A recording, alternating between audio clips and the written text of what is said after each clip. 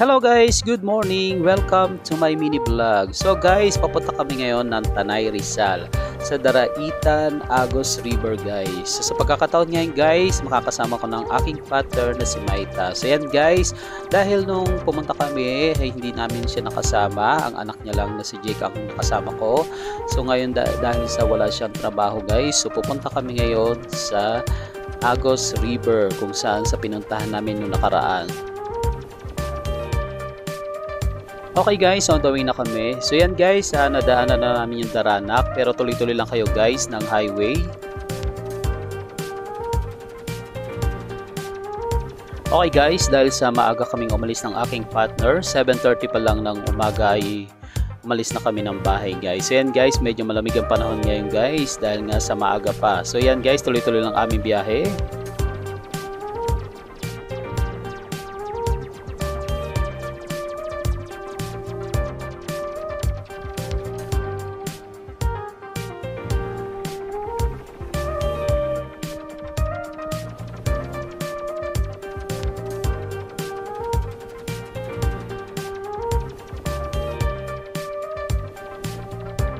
Okay guys, so narito na kami ngayon sa may Sampaloc, Tanay. So yan guys, bali malapit na kami sa may cross na kalsada. So yan nga, gaya ng dati, so kakaliwa lang kami guys.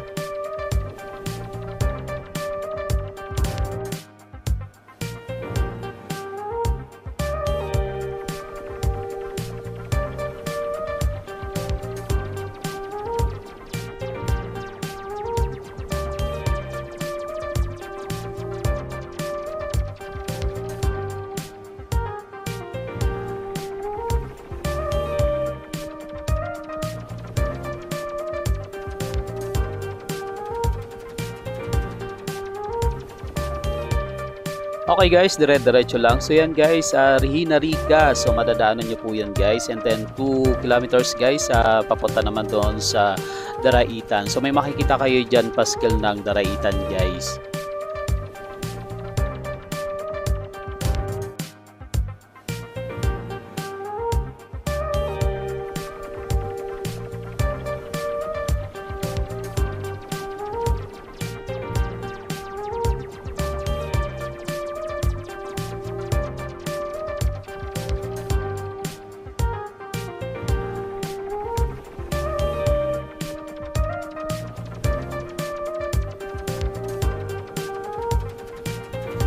Okay guys, ito na po yung karatula ng Daraitan guys. So kakaliwa kayo guys. 11 kilometers pa bago makarating ng Daraitan guys. So medyo malayo-layo kaya lang tsagain lang natin guys. Sa una naman po guys, dito sa pagpasok nyo ng way ng Daraitan guys, napakahaba po ng sementado naman po ang kalsada. Mga 2 kilometers lang po ay hindi pa nila na si semento guys. So 2 kilometro pa po yun guys. Medyo mahirap ng kaunti guys, pero tiyaga lang. And then kung magaling naman kayo magmotor, so okay lang naman sa inyo yan. Medyo rough talaga ang daan. Okay guys, so paglagpas nyo ng tulay guys, so ito na po, rough road na po yung dadaanan nyo. Pero sa kabilang side guys, patuloy pa rin naman sila sa pagsisemento guys. So hindi lang nila natatapos pa. So yan guys, dito sa daan nga pala na rough road, meron din naman sementado na, and then merong wala, and then meron sementado. So putol-putol lang po guys. So yan guys, tuloy-tuloy lang aming biyahe.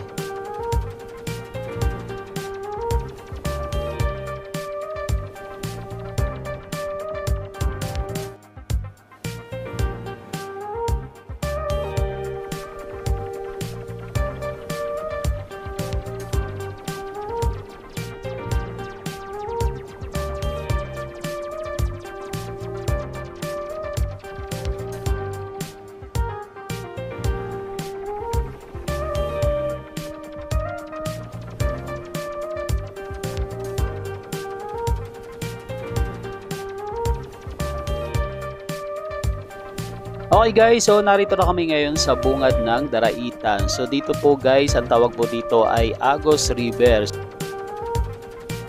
Okay guys, dahil nga sa wala pang tulay itong harapan ng Daraitan guys, so ang nangyayari po ay sinasakay pa po ang motor sa balsa. So yan guys, hintayin nyo lang yung balsa guys. And then 3 motor lang po ang pwedeng sumakay sa balsa guys, and then sa 10 tao lang ganyan.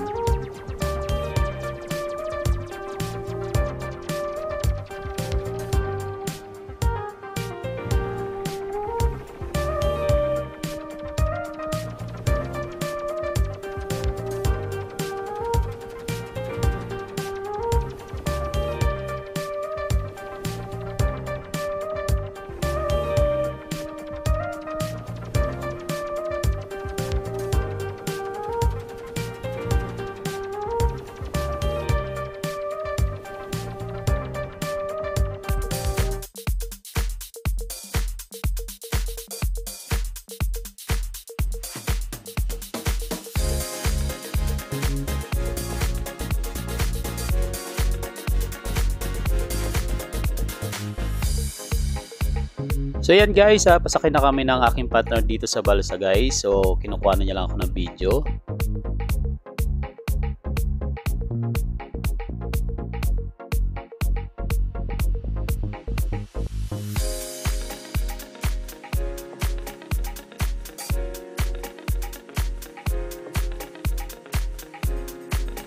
So yan guys, nakasakay na kami sa balsa. So yan, dito naman sa may balsa guys, hindi naman nakakalulang sumakay.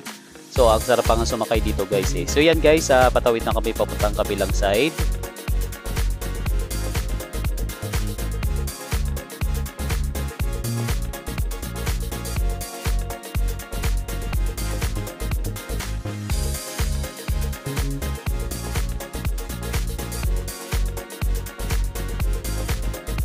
Okay guys, pag sumakay ka nga pala ng balsa, magbabayad ka ng 50 pesos. Pero back and forth na po yan guys. So yan guys, pababa na ako ng balsa guys.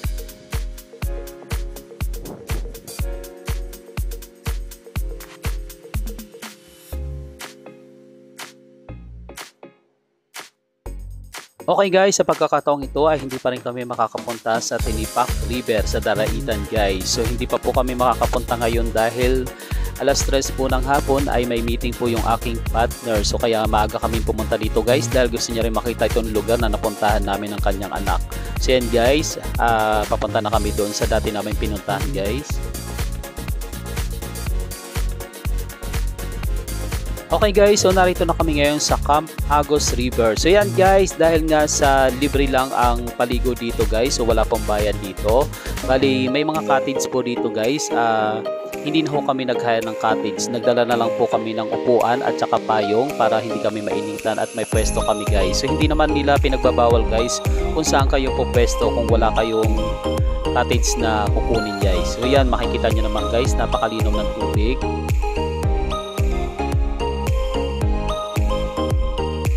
Okay guys, so dahil nga sa maaga kaming umalis, dahil wala pa kaming almusal, so nag-prepare na po ng almusal ng aking partner. So yan guys, kain muna tayo.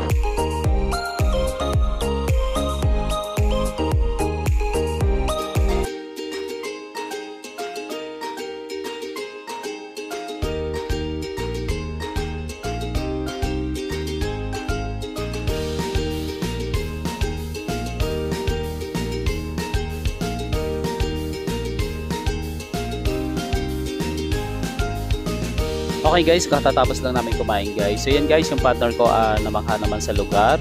Actually talagang hindi naman nakakasawa pumunta dito guys kasi napakaganda ng lugar tapos ang linis pa ng tubig. So pwede kayong pumunta rito pa ulit-ulit guys. Actually guys, ang nagastos lang namin dito yung gasolina namin na 200 at saka 50 pesos dun sa balsa. So 250 pesos lang guys ang nagastos namin pagpunta dito guys. Kaya lang guys, magdala kayo ng pagkain ninyo para makatipid kayo guys at hindi na kayo bibili dito sa tindahan nila. Actually guys, medyo may kamahalan din ng tinda nila dito, kaya lang hindi natin sila masisisi dahil nga naman sa layo ng lugar na to guys. Siyempre yung pamasahe rin nila back and forth guys. So yan guys, start na kaming maligo guys. So sobrang lamig ng panahon ngayon guys. So napakalamig ng tubig ngayon. Pero maya maya naman guys ay mainit na ang panahon. So yan guys, naghahalo na po yung init at lamig. So yan guys, napakasarap ng maligo dito sa may Agos River. So yan guys, nakikita nyo naman sobrang linaw ng tubig at tuwan-tuwa yung aking partner.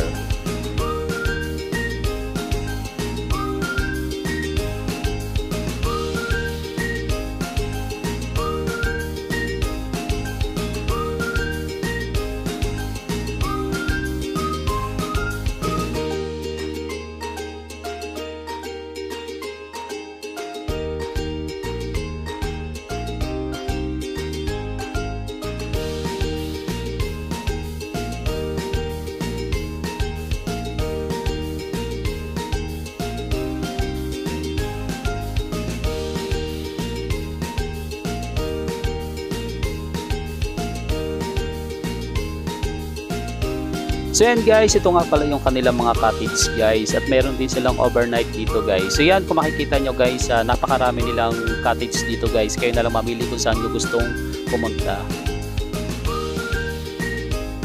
So yan guys, tingnan naman ang kagandahan ng kalikasan at napakaganda ng lugar guys. Halagang 250 pesos guys, makakapunta na kayo dito guys. So tingnan nyo naman, napakalinaw ng tubig. ang sarap maligo dito guys.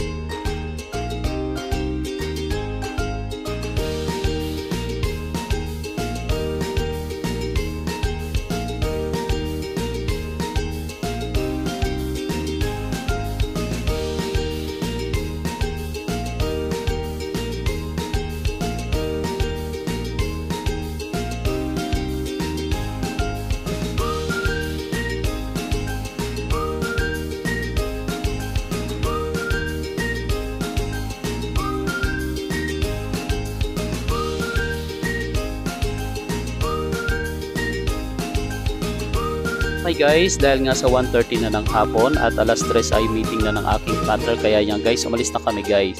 So maraming salamat guys sa inyong panonood. Sana mag-like kayo, comment na rin, and then subscribe nyo naman ang aking video. Maraming salamat guys. God bless.